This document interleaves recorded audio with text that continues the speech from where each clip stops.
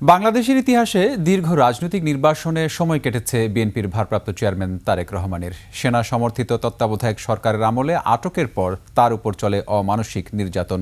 রাজনৈতিক প্রতিহিংসার কবলে পড়ায় হারাতে হয় তারুণ্যের সোনালী দিনগুলো। দেয়া হয় একের পর এক মিথ্যা মামলা, যার মূলে ছিল তারেক রহমানকে রাজনীতি থেকে দূরে রাখার কৌশল। বিএনপির এই শীর্ষ নেতাকে ঘিরে হওয়া নির্যাতন ও নিপীড়নের বিস্তারিত জানাচ্ছেন সহকর্মী শফিকুল ইসলাম। আপনার প্রিয় কাপড়ের যত্নে এলো এনজাইম সমৃদ্ধ Arik silver wash detergent powder 500 গ্রাম মাত্র 70 টাকা। প্রিমার্ক। মাকে রেখে এসেছিলাম, সেই সুস্থ মা এখন সুস্থ নেই। 2007 সালের জানুয়ারিতে সেনা সমর্থিত তত্ত্বাবধায়ক সরকারের ক্ষমতা গ্রহণের পর আটক করা হয় বিভিন্ন রাজনীতিবিদদের।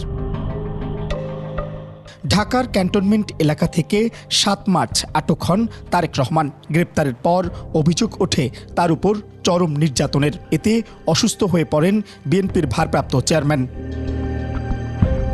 প্রায় 18 মাস কারাগারে থাকার পর 2008 সালের 3 সেপ্টেম্বর মুক্তি পান তারেক রহমান। এরপর 11 সেপ্টেম্বর উন্নত চিকিৎসার জন্য পাড়ি জমান লন্ডনে। শুরু হয় তার দীর্ঘ প্রবাস জীবন। এরপর তার রাজনৈতিক জীবনের ইতি ঘটাতে চলে দেশি বিদেশি নানামুখী ষড়যন্ত্র। আওয়ামী লীগের আমলে গণমাধ্যমে তার বক্তব্য প্রচারে নিষেধাজ্ঞা দেয় হাইকোর্ট।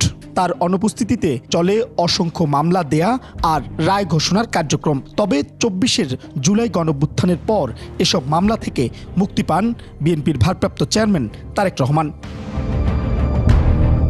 শফিকুল ইসলাম, 21 টেলিভিশন, ঢাকা।